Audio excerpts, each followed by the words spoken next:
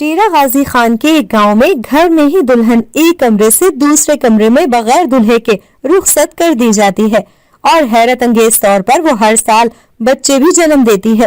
لیکن وہ بچے کس کے جنم دیتی ہے، یہ راز جان کر آپ کی بھی روح کانپ جائے۔ کبھی کبھی ہمارے اپنے ساتھ وہ سلوک کر جاتے ہیں کہ ہمیں سمجھ نہیں آتا کہ کس کے سامنے فریاد کریں اور اپنا دکھ بیان کریں، کیونکہ ہمارے بڑے تو یہ سمجھتے ہی نہیں کہ ان کے ہر فعل سے ان کے بچوں کی زندگی پر اثر ہو سکتا ہے، اور پھر بچے ساری زندگی خاندان کے بڑوں کے کیے گئے گناہوں کا بوجھ سینے پر لادے سزا کاٹتے رہتے ہیں، جیسا کہ آج میں کر رہی تھی۔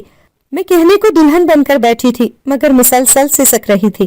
ہر کوئی میرے رونے کو گھر والوں کی جدائی سے جوڑ رہا تھا، لیکن کوئی نہیں جانتا تھا کہ میں گھر والوں کو نہیں بلکہ اپنی قسمت کو رو رہی ہوں۔ میرا نام زرقا ہے اور میری عمر 25 سال ہے۔ میرا تعلق جڑاوالا سے ہے۔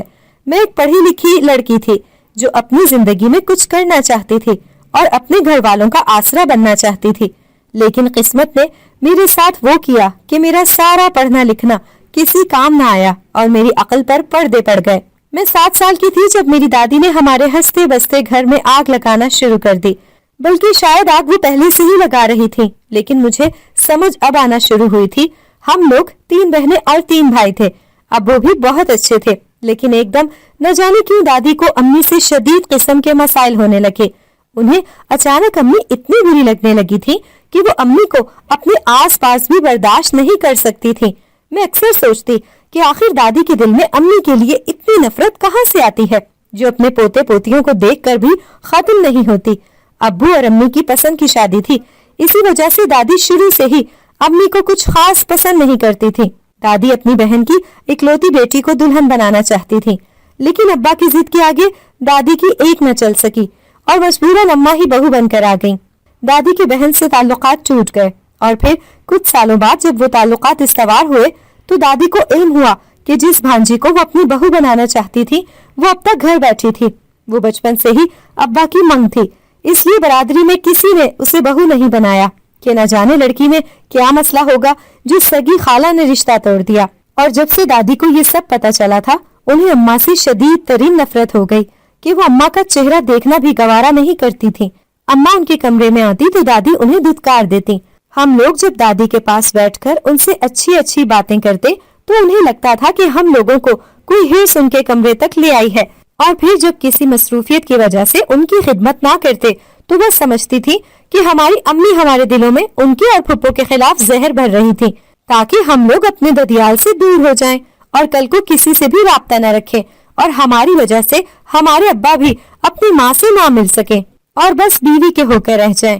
لڑکوں کو تو دادی پھر بھی برداشت کر لیتی تھی، لیکن جب ہم بہنیں انہیں نظر آتی تو وہ فوراً ہماری کردار کشی شروع کر دیتی کہ یہ بھی ماں پر گئی ہیں۔ اسی طرح روتے سسکتے زندگی گزر رہی تھی، کیونکہ دادی اکثر اماں کے خلاف ابا کو ورغلاتی رہتی تھی اور ابا کبھی کبھی زیادہ غصے میں آ کر ہاتھ بھی اٹھا دیتے تھے، اور ان کی اس حرکت کی وجہ سے ہم لوگ ابا سے دور ہوتے جا رہے تھے۔ اب ہمیں ابا بھی اچھے نہیں لگتے تھے، جو بات کی تصدیق کیے بنا ہی اماں پر زور آزمائی کرتے تھے۔ اماں کا سوجا ہوا لال چہرہ ہم لوگ جب جب دیکھتے تھے ابا کے لیے اور دادی کے لیے نفرت مزید بڑھ جاتی تھی، بلکہ ابا کو دیکھ کر تو اب مجھے گھن آتی تھی کہ کیسے مرد ہیں، پہلے پیار محبت کرنے کی جلدی تھی تو اب انہیں اماں پر بھروسہ بھی رکھنا چاہیے تھا، لیکن آخر کیا کر سکتے تھے، وہ بھی ایک مشرقی مرد تھے جو کانوں کے کچے تھے۔ ان کی اماں کی بات اب بچوں کی ضروریات اور کھانے تک ہی محدود رہ گئی تھی۔ وقت گزر رہا تھا اور ہم لوگ بڑے ہو رہے تھے۔ میں 15 سال کی تھی جب ایک دن ابا گھر آئے تو وہ اکیلے نہیں تھے، ان کے ہاتھ میں ایک مہندی لگا ہوا ہاتھ تھا۔ اس عورت نے لال سرخ جوڑا پہنا ہوا تھا، کلائیاں چوڑیوں سے بھری ہوئی تھی، آنکھوں میں کاجل اور چہرے پر لالی لگی ہوئی تھی۔ وہ عورت اتنی خوبصورت نہیں تھی، لیکن وہ جس قدر سجی سنوری ہوئی تھی یہی اس کی دلکشی تھی، اور اپنی اداؤں سے وہ ہم سب پر دھاک بٹھانے میں کامیاب ہو چکی تھی۔ ہم میں سے کسی نے بھی کبھی اماں کو اس طرح نہیں دیکھا تھا، بلکہ اماں تو کبھی کبھی 15 دن تک بال بھی نہیں بناتی تھی۔ قصور اماں کا بھی نہیں تھا، بچوں کی دیکھ بھال، دادی کی باتیں اور ابا کے طنز اتنے بڑھ چکے تھے کہ اماں کو فرصت ہی نہیں تھی، اور اگر کبھی اماں جو صاف کپڑے پہن لیتی دادی ان کا کردار گندا کرنے لگتی تھی کہ جیسے تو نے میرے شکور کو پھنسایا تھا ویسے اب کسی اور مرد کو پھنسائے گی کیا، اور یہی سن کر اماں دل محسوس کر رہ جاتی۔ لیکن آج اس عورت کو ایسا سجا سنورا دیکھ کر میری نظریں دادی پر گئی تھی کہ وہ آج اس عورت کو کیا کہیں گی، لیکن دادی تو ان پر صدقے واری جا رہی تھی، جو کہ حیرت انگیز بات تھی۔ اس دن ہمیں معلوم ہوا کہ یہ ہماری نئی اماں ہے۔ ہماری نئی امی دادی کی وہی بھانجی تھی جو ابا کی پہلی منگیتر تھی۔ آخرکار دادی انہیں بہو بنا کر لے ہی آئی تھی، اور اس دن ہمیں پتا چلا کہ ابا اور دوسری اماں کے تعلقات 5 سال سے تھے، اور دادی کو سب پتا تھا۔ دادی کی خوشی کی اس دن کوئی انتہا نہ تھی۔ انہیں تو جیسے جیتے جی جنت مل گئی تھی، بلکہ وہ تو ایک مرتبہ پھر سے جوان ہو چکی تھی۔ ابا نے نئی اماں کو ہمارے ساتھ والے گھر میں رکھا تھا۔ ہم سب حیران تھے کہ ابا نے وہ گھر کب خریدا، کسی کو کانوں کان خبر نہ ہوئی۔ ابا تو ہر وقت کم آمدنی کا رونا روتے رہتے تھے، تو آخر یہ گھر انہوں نے کہاں سے لیا، یہ سوچ کر ہی سب حیران ہو رہے تھے۔ دادی بھی ان کے ساتھ ہی شفٹ ہو گئیں، کیونکہ انہیں اب اماں جیسی نافرمان بہو کے ساتھ نہیں رہنا تھا۔ دادی کے جاتے ہی ہماری زندگی میں کسی حد تک سکون آ گیا تھا، بلکہ بے حد سکون آ گیا تھا۔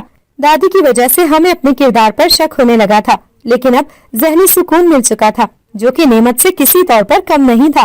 ابا خرچہ نہیں دیتے تھے، اس لیے اماں نے سلائی کڑھائی کرنا شروع کر دی۔ ہم لوگ بھی ان کے ساتھ محنت کرواتے تھے، کیونکہ سکون سب سے زیادہ اہم تھا، جو کہ ہمیں مل رہا تھا، تو محنت سے کیا جی چراتے۔ اب سارا دن کی چخ نہیں ہوتی تھی، زندگی بہت سکون سے گزر رہی تھی کہ سر پر اب کوئی بوجھ نہیں تھا۔ لیکن کیا کرتے، اماں کی حالت آہستہ آہستہ بہت خراب ہوتی جا رہی تھی۔ زندگی میں اتنے دکھ اماں اکیلی نے اٹھائے تھے کہ میں سوچتی تو کبھی کبھی دل لرز جاتا تھا، لیکن اماں ہمت سے لگی رہتی، اور ایسے ہی ایک دن اماں رات سکون سے سوئیں تو اگلی صبح نہ اٹھ سکیں۔ میں اس وقت 18 برس کی تھی۔ اماں نے ہمیں ہنر سکھا دیے تھے۔ اماں کے مرنے پر ہمیں لگا کہ ہم لوگ بے آسرا ہو گئے ہیں۔ ہماری بے ضرر سی اماں ہماری طاقت تھی۔ اماں کے بعد بھی ہم بہن بھائیوں نے کام جاری رکھا۔ گھر ابا کا تھا اور بل بھی وہی دیتے تھے، لیکن اوپر کے اخراجات کے لیے ابا نے اب بھی نہ پوچھا، نہ اس سے کوئی واسطہ تھا کہ ہم لوگ کیا کریں گے۔ اور پھر ہماری مشکلات میں اضافہ تب ہوا جب ایک دن ابا گھر سے نکلے تو 4 کندھوں پر واپس آئے۔ سب لوگ بہت رو رہے تھے، یہاں تک کہ دادی تو کئی دفعہ بے ہوش ہو چکی تھی۔ ایسے لگ رہا تھا کہ آج اس گھر سے ایک نہیں 2 جنازے اٹھیں گے، لیکن ہم بہنوں میں سے کسی کی بھی آنکھ میں آنسو نہیں تھے۔ جتنی بھی رونے کی کوشش کی، آنکھ ذرا سی نم بھی نہ ہو سکی، اور پھر ابا کو دفنا دیا گیا۔ وہاں موجود لوگ سمجھ رہے تھے کہ ہم سب بہنیں اس وقت شدید صدمے میں ہیں، لیکن انہیں نہیں معلوم تھا کہ ہمیں صدمہ ہی تو نہیں تھا، لیکن ہمیں معلوم نہیں تھا کہ اب ہمارے ساتھ کیا ہوگا۔ ابا کے مرتے ہی نئی اماں، جن کو سب روزی کہتے تھے، انہوں نے اپنے ڈھنگ دکھانے شروع کر دیے، اور یہاں سے دادی کی بھی الٹی گنتی شروع ہوئی۔ جس بھانجی کے لیے انہوں نے ہماری پوری زندگی عذاب بنا دی تھی، اب وہی بھانجی دادی کو اس آخری عمر میں ذلیل کر رہی تھی۔ روزی اماں سارا دن ہم سے اور دادی سے کام کرواتی۔ جب بھی دادی تھک کر بیٹھ جاتی تو کئی دفعہ ہاتھ بھی اٹھا دیتی کہ بڈھی عورت بڑی ڈرامے باز ہے، لیکن اب میں اسے مفت کی روٹیاں نہیں توڑنے دوں گی۔ اس کے بعد اماں نے ہمارے تینوں بہن بھائیوں کو بھی گھر سے نکال دیا۔ ہم بہت روئے اور بہت ترلے کیے، لیکن اماں نے کہا کہ یہ گھر میرا ہے، بلکہ ساری جائیداد ہی میری ہے، تم لوگوں کو میں کبھی بھی اس گھر میں رہنے نہیں دوں گی۔ بھائی بھی اب اس ماحول سے تنگ آ چکے تھے، اور تینوں ہی گھر چھوڑ کر کراچی چلے گئے، اور وعدہ کیا کہ کچھ کما کر کسی لائق بن جائیں گے تو ہمیں اس عذاب خانے سے نکال دیں گے، لیکن تب تک یہ جہنم ہمیں جھیلنا ہی تھا۔ لیکن تب وہ ہوا جو ہماری سوچ کے برعکس تھا۔ روزی اماں نے ہم بہنوں کی شادیوں کا فیصلہ کیا۔ ہم سب ہی بالغ تھیں، اور انہوں نے مجھ سے بڑی 2 بہنوں کی شادیاں ایک ساتھ ہی کر دیں۔ بڑی آپا کا شوہر محلے کا جواری اور شرابی تھا، جس سے ہر کوئی گھن کھاتا تھا، لیکن اماں نے چند پیسے لیے اور ان کا نکاح پڑھوا دیا۔ کوئی بارات نہیں آئی تھی، بس لڑکے والے 3-4 لوگ اور مولوی آیا، اور انہیں نکاح کے فوراً بعد رخصت کر دیا گیا۔ دوسری آپا کی شادی بھی ایسے ہی گھر میں ہوئی، اور پھر آخری باری میری تھی۔ دادی بہت روئیں اور اماں کے پیروں میں بھی گریں کہ ان بچیوں کی زندگی کے ساتھ نہ کھیلو، لیکن روزی اماں کو تو فرق ہی نہیں پڑا تھا، یا شاید وہ یہی سب چاہتی تھی۔ اور پھر میرا رشتہ بھی پکا کر دیا گیا، لیکن اس دفعہ حیرت کی باری میری تھی، کیونکہ میری شادی کسی جواری یا شرابی سے نہیں ہو رہی تھی۔ میری شادی ڈیرہ غازی خان کے گاؤں میں ہو رہی تھی۔ میں بہت حیران ہوئی، وہ لوگ تو دیکھنے میں عزت دار لگ رہے تھے، میں سب بہنوں میں خوبصورت تھی، اور دادی نے کہا تھا کہ تیرے نصیب بھی خوبصورت ہیں، تو خوش قسمت ہے کہ تیری ایک عزت دار گھرانے میں شادی ہو رہی ہے۔ میرا شوہر مجھ سے تھوڑی سی زیادہ عمر کا تھا، لیکن وہ لوگ دکھنے میں صحیح تھے۔ میری رخصتی لال جوڑے میں کی گئی، اور اماں نے بارات کو کھانا بھی کھلایا۔ نکاح کے فوراً بعد مجھے رخصت بھی نہ کیا گیا، اور ولیمے تک کے لیے بارات کو یہی روک لیا، لیکن میرے نصیب میں ولیمہ نہیں تھا۔ اس رات دادی بھی اللہ کو پیاری ہو گئی۔ اس کے منہ کو اس قدر سکون تھا کہ میری زندگی تباہ نہیں ہوئی تھی۔ میں اس وقت کافی روئی، لیکن اب میں شکر کرتی ہوں کہ دادی کو اسی وقت سکون کی اور مطمئن موت آ گئی، کیونکہ دادی کے سامنے یہ راز افشا ہوتے تو وہ ایک بار پھر مر جاتی۔ اب سب بہنیں میرے ولیمے پر نہیں بلکہ دادی کے جنازے پر اکٹھی ہوئی تھیں۔ اب سب رو رہے تھے۔ آخری عمر میں دادی نے ہمارے لیے بڑے آنسو بہائے تھے، جتنے آنسو ان کی بدولت ہم نے اور اماں نے بہائے تھے، دادی نے بھی اتنے ہی آنسو دیے تھے۔ اماں کی قبر پر جا کر گڑ گڑا کر معافی مانگی تھی، بلکہ ہمارے قدموں میں بھی رو رو کر معافی مانگتی رہی تھی۔ ہم بھی کیا کہتے، معاف کرنا ہی پڑا، لیکن دل میں اکثر آتا تھا کہ صرف ایک دادی کی نفرت کی وجہ سے اماں، ہمارے بھائیوں بہنوں اور میری زندگی خراب ہو گئی۔ اگر دادی اماں کو دل سے قبول کر لیتی تو ہماری زندگی بھی عام لوگوں کی طرح ہوتی۔ دادی کے اس آخری وقت کے پچھتاوے کا کیا فائدہ تھا؟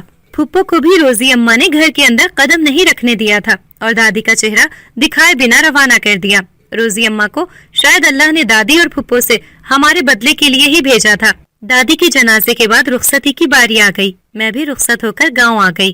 میرا شوہر اچھا تھا، لیکن ارد گرد کے سب لوگ بڑے عجیب تھے۔ عورتوں کا حلیہ دیکھ کر مجھے چند لمحے گھن آئی تھی، لیکن کیا کر سکتے تھے؟ یہ لوگ کم از کم مجھے عزت تو دے رہے تھے۔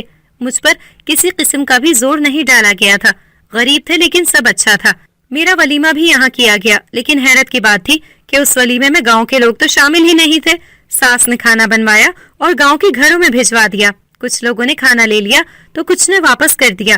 میں بڑا حیران ہوئی کہ ولیمے ایسے تو نہیں ہوتے، بلکہ گاؤں کے ولیمے تو بہت ہی اچھے ہوتے ہیں۔ ہم نے ہمیشہ ہی سنا تھا کہ گاؤں کے لوگ مل جل کر رہتے ہیں اور ایک دوسرے کے دکھ سکھ میں شریک ہوتے ہیں، لیکن یہ سب دیکھ کر تو میں حیران رہ گئی تھی۔ دال میں کچھ کالا لگ رہا تھا، لیکن میں کسی سے بھی کچھ نہ کہہ سکی، کیونکہ ابھی تک یہاں مجھے کوئی ایسا ہمدرد نظر نہیں آیا تھا۔ لیکن پھر مجھے میری ایک نند دکھی جو بہت پیاری تھی۔ اس کے جیسا حسن اب تک میں نے کسی کا بھی نہیں دیکھا تھا۔ اگر یہ لڑکی شہر میں ہوتی تو بڑی بڑی ہیروئنوں کو بھی مات دے چکی ہوتی۔ میں اس سے فوراً مرعوب ہو گئی تھی اور پھر اس سے میری تھوڑی تھوڑی باتیں شروع ہوئیں۔ وہ امید سے تھی۔ اس کا بھرا بھرا سا سراپا بہت حسین لگ رہا تھا۔ ہر وقت ہنستی مسکراتی، وہ مجھے بہت کیوٹ لگتی تھی۔ لیکن میں دل ہی دل میں یہ سوچ کر اداس ہو جاتی کہ کچھ دنوں میں یہ چلی ہی جائے گی، بھائی کی شادی کے لیے آئی ہے، جب تک یہاں رہ سکتی ہے۔ لیکن میری یہ سوچ سچ ثابت نہ ہوئی، کیونکہ میری شادی کو 1.5 ماہ ہو چکا تھا۔ لیکن اب فائزہ کے واپس جانے کی بات کسی نے نہیں کی تھی، اور پھر ایک دن میں نے اس سے پوچھ ہی لیا کہ آخر تمہارا شوہر کہاں ہے؟ یہ سوال سن کر اس کا رنگ فق ہو گیا۔ وہ کچھ بولتی اس سے پہلے ہی میں نے اسے تفصیل بتائی کہ تم اتنی پیاری ہو تو مجھے تجسس ہے کہ تمہارا شوہر کیسا ہوگا۔ میں نے ہنس کر کہا تھا، لیکن فائزہ کا چہرہ سپاٹ ہی رہا اور وہ بس اتنا بولی کہ میرا شوہر نہیں ہے۔ مجھے اس بات پر شدید دکھ ہوا تھا، کیونکہ وہ اتنی پیاری لڑکی تھی اور اتنی بھری جوانی میں اس کا بیوہ ہونا مجھے صدمہ دے گیا تھا۔ اس وقت میرے ذہن میں آیا کہ میں کس قدر ناشکری ہوں۔ میرے پہلے کے حالات اچھے نہیں تھے، لیکن میرا شوہر تو ٹھیک ہے، اور ایک فائزہ ہے جو اس قدر حسین ہے، لیکن شوہر اسے ساتھ نہ مل سکا۔ سچ کہتے ہیں نصیب صورتوں کے محتاج کہاں ہوتے ہیں۔ اس دن کے بعد میں فائزہ کا بہت خیال رکھنے لگی اور ہر وقت اس کے ارد گرد ہی گھومتی رہتی، اس سے بہت پیار کرتی، کیونکہ وہ یہاں میرا واحد سہارا تھی۔ اسے اپنے بارے میں سب بتا کر میں اپنا بوجھ بانٹ لیتی تھی، اور وہ بھی ایک ہمدرد کی طرح مجھے سنتی تھی۔ دھیرے دھیرے وقت گزر رہا تھا اور فائزہ کی ڈیلیوری کا وقت قریب آ گیا۔ اس نے بیٹا جانا تھا جو کہ اس کی طرح ہی پیارا تھا۔ وہ گول مٹول سا بچہ دیکھ کر مجھے اس پر بے انتہا پیار بھی آیا تھا اور ترس بھی، لیکن کیا کر سکتے تھے، یہ اس بیچارے کی قسمت تھی۔ فائزہ نے اس بچے کو 30 دن دودھ پلایا، لیکن پھر میری ساس اس بچے کو لے کر چلی گئی اور پھر واپس آئی تو خالی ہاتھ تھی۔ میں خاموش ہو گئی، لیکن میں سوال کرنا چاہتی تھی کہ آخر یہ بچہ کہاں گیا۔ میں نے فائزہ سے ہی پوچھا کہ وہ بچہ کہاں گیا، تو اس نے پہلے جیسا ہی جواب دیا کہ یہ بچہ میرا نہیں ہے۔ اب مجھ میں یہ تجسس بڑھتا ہی جا رہا تھا، لیکن پھر میں نے سوچا کہ ہو سکتا ہے یہ فائزہ کا پہلا بچہ ہو اور ساس اس کی شادی کہیں اور کرنا چاہتی ہو، اسی وجہ سے بچہ کسی اور کو تھما دیا، ورنہ اپنی اولاد کسی کو کون دیتا ہے۔ یہ سوچ کر میں مطمئن ہو گئی، اور میری اس سوچ پر مہر ٹھیک 1 ماہ بعد لگی، جب صبح صبح ساس لال جوڑا لے کر آئی اور فائزہ کے آگے رکھ دیا۔ میں بہت خوش ہوئی کہ اس کی نئی زندگی شروع ہونے والی ہے، لیکن اس نے مریل سے انداز میں وہ لہنگا پہنا۔ مجھے لگا کہ شاید اسے اپنے شوہر کی یاد آ رہی ہے، جس کی وجہ سے وہ ایسے کر رہی ہے، کیونکہ کسی بھی عورت کے لیے دوسری شادی کرنا قطعاً آسان نہیں ہوتا۔ میں نے سوچ کر اسے سمجھانا شروع کیا کہ دیکھو، اب تمہاری نئی زندگی کی شروعات ہے، اس لیے تم اب خود کو سنبھالو اور پرانے سب خیال بھول جاؤ، تاکہ آنے والے وقت میں تمہیں کوئی بھی دقت یا پریشانی نہ ہو۔ میرے اس طرح مدبرانہ انداز میں سمجھانے پر فائزہ نے مجھے ایسے دیکھا تھا جیسے میں اسے کوئی لطیفہ سنا رہی ہوں، اور پھر بولی تم فکر نہ کرو، یہ پہلی دفعہ نہیں ہے، میں سب جانتی ہوں، کیونکہ میری قسمت میں تو بس یہی کچھ کرنا ہے، میں بھلا گھر کہاں بسا سکتی ہوں۔ اس کی یہ سب باتیں مجھے تھوڑا سا حیران کر گئی تھیں کہ آخر وہ اتنی نا امید کیوں تھی۔ اور پھر میں نے اسے اپنے ہاتھوں سے دلہن بنایا اور سجا کر بٹھا دیا۔ ساس آئی اور سرسری سے نگاہ اس کی طرف ڈالی اور تنزیہ ہنسی ہنس کر واپس چلی گئی۔ اور جب اسے رخصت کرنے کا وقت آیا تو میں حیران رہ گئی جب فائزہ کو گھر کے ہی دوسرے کمرے میں رخصت کر دیا گیا۔ وہ رات میرے لیے ایک حیرت کی رات تھی۔ ذہن میں کئی سوال تھے کہ کہیں اس کا دلہا یہاں تو نہیں رہے گا، یا پھر وہ گھر جمائی ہوگا، یا کچھ بھی ہو سکتا تھا۔ اگلا دن آیا تو سب پہلے جیسا تھا اور فائزہ ایک دفعہ پھر امید سے ہو گئی۔ مجھے یہ سب خراب لگنے لگا تھا کہ وہ بغیر دلہے کے رخصت ہوئی تھی اور گھر کے ہی کمرے میں گئی، تو آخر ماں کیسے بن گئی؟ میں اس وقت بھی خاموش رہی اور فائزہ نے ٹھیک 9 ماہ بعد پہلے جیسے ہی اسی کمرے میں ایک بیٹی پیدا کی اور پھر اسے 1 ماہ دودھ پلایا۔ 1 ماہ بعد ساس اسے کہیں لے گئی اور واپس نہ آئی، اور پھر دوبارہ سے 1 ماہ بعد فائزہ کو دلہن بنا دیا گیا اور بغیر دلہے کے رخصت کیا گیا۔ ایسے ہی وقت گزر رہا تھا۔ میری شادی کو 7 سال ہو چکے تھے اور ان 7 سالوں میں فائزہ 7 بار دلہن بنی تھی اور 7 ہی بچے جنے تھے۔ میرے 2 بچے تھے، لیکن وہ تو میرے پاس ہی تھے، لیکن فائزہ کے ساتھ ہی یہ کیوں ہو رہا تھا؟ یہ سب جاننے کے لیے اس دفعہ جب فائزہ دلہن بنی تو میں نے بھی ایک پلان بنا لیا۔ میں پہلے ہی اس کمرے میں جا کر چھپ گئی تاکہ میں دیکھ سکوں کہ آخر ہوتا کیا ہے، اور کچھ دیر بعد فائزہ کو بیڈ پر بٹھا دیا گیا۔ لیکن عجیب سی بات ہوئی جب ایک آدمی آیا اور اس نے بنا فائزہ کی طرف دیکھے اس پر حق جتانا شروع کر دیا۔ وہ آدمی اسی کمرے میں ایک خفیہ دروازے سے آیا تھا۔ میں چپکے سے باہر چلی گئی اور حیران تھی کہ اس کا شوہر سب سے چھپا ہوا کیوں ہے۔ اس دفعہ پھر وہ امید سے ہوئی اور اگلا سال آیا تو میں دوبارہ اندر جا کر چھپ گئی، لیکن حیرت کی انتہا نہ رہی جب اس دفعہ آدمی الگ تھا۔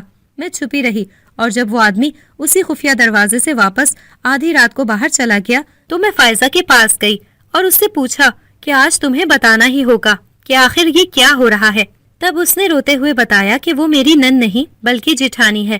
اس کے شوہر کا انتقال 15 سال پہلے ہوا تھا اور ساس نے اسے ایسے کاموں کے لیے رکھ لیا جن امیر جوڑوں کی اولاد نہیں ہوتی تو وہ مرد فائزہ سے بچے پیدا کرتے ہیں، اور جب بچہ 1 ماہ کا ہو جاتا ہے تو بچہ ساس اس جوڑے کو دے آتی ہے جس نے پیسے دیے ہوتے ہیں۔ یہ سروگیسی وہ کئی سالوں سے کرتی آ رہی تھی۔ سارے گاؤں میں یہ بات مشہور تھی، اسی وجہ سے کوئی بھی گاؤں والا ہمارے گھر نہیں آتا تھا، نہ ہی ہمارے گھر کا کھانا کھاتا تھا، کیونکہ سب اس کمائی کو حرام کہتے تھے، اور اگر میں بھی بیوہ ہو جاتی تو ساس مجھے بھی اس کام پر لگا دیتی۔ اس دن مجھے پتا چلا کہ میری شادی اماں نے اس گھر میں کیوں کر دی تھی۔ اماں نے دادی سے اور ابا سے بدلہ لیا تھا، اس کی زندگی تباہ ہوئی تھی، اس لیے اس نے ہمیں ایسے گھروں میں بیاہ دیا تھا۔ وہ سب جانتی تھی کہ میرے شوہر کے بعد مجھے بھی ان کاموں پر لگا دیا جائے گا۔ اس کے علاوہ فائزہ نے ایک اور راز سے پردہ اٹھایا کہ ساس کی بیماری کی وجہ سے اس کے جتنے بھی بچے پیدا ہوئے سب کو پیدائشی کینسر تھا اور ان کی موت جلدی ہو جاتی۔ اس رات مجھ پر انکشاف ہوا کہ میرا شوہر بھی جلد ہی مر جائے گا اور میرے ساتھ بھی یہ دلہن اور رخصتی والا کھیل ہوگا۔ تب میں نے اور فائزہ نے بھاگنے کا پلان بنایا اور میں نے کسی طرح اپنے بھائیوں سے رابطہ کیا جو کراچی تھے اور انہیں ساری بات بتائی۔ جس رات ہم دونوں کو بھاگنا تھا اسی رات میرے شوہر کا بھی انتقال ہو گیا اور میں اس کی لاش چھوڑ کر اپنے بچے اور فائزہ کو لے کر بھاگ آئی۔ بھائی نے مجھے سہارا دیا کیونکہ اب وہ یہاں پر کام کرتے تھے اور اچھا کما لیتے تھے۔ آج مجھے یہاں آئے 3 سال ہو چکے ہیں۔ فائزہ کی شادی میرے بڑے بھائی سے ہو چکی ہے اور میں اپنے بچوں کے ساتھ یہاں خوش ہوں جو میری زندگی کا محور ہے، اور انہیں ابھی تربیت دینا ہی میرا فرض ہے۔ میری ساس کے بارے میں پتا چلا تھا کہ جب فائزہ بھاگی تو اس خاندان نے ساس پر حملہ کر دیا جس سے ساس نے پیسے لیے تھے۔ ساس پیسے نہ دے سکی اور اس پر اتنا تشدد کیا گیا کہ وہ دم توڑ گئی۔ اس کی ساری جائیداد اور پیسے میرے بچوں کے نام ٹرانسفر ہو گئے کیونکہ بس وہی ان کا خون تھے۔ اماں روزی کی بات کریں تو آپا نے بتایا کہ ہماری شادیوں کے بعد اماں نے دوبارہ شادی کر لی، لیکن اس آدمی نے اماں کو کسی لائق نہ چھوڑا اور اس پر اتنا تشدد کیا کہ اماں کپڑے پھاڑ کر گاؤں میں گھومتی تھی اور قبروں پر بیٹھ کر سب سے معافی مانگتی تھی۔ سب کچھ بہتر ہو گیا تھا، لیکن ہم سب بہن بھائیوں کی زندگی کا مذاق ہمارے بڑوں کی وجہ سے بن گیا تھا۔ بڑوں کو عقل کے ناخن لینے چاہیے، ورنہ ہر عورت کے ساتھ وہی ہوگا جو ہمارے ساتھ ہوا۔ اگر میں اس رات نہ بھاگتی تو میں بھی ہر سال دلہن بننے کی رسم میں شامل کر دی جاتی اور اپنی ساس کے لالچ کی بھیٹ چڑھ جاتی۔ رب سے بس یہی دعا ہے کہ وہ ہر عورت کی عزت کو محفوظ رکھے اور کسی کے ساتھ بھی وہ نہ کرے جو میرے، فائزہ اور میری اماں اور بہنوں کے ساتھ ہوا۔